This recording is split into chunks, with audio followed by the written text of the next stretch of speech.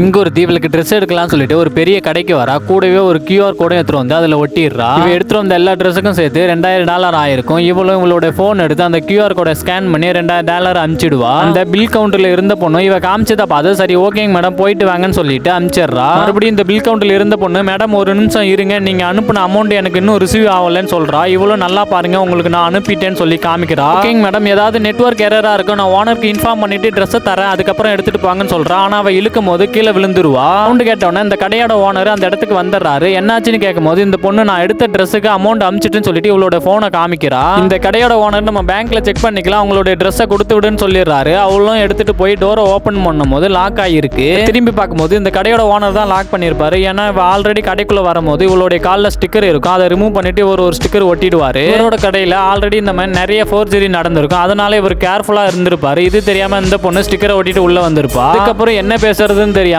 இந்த பொண்ணு அங்கிருந்து கிளம்பிடுவா.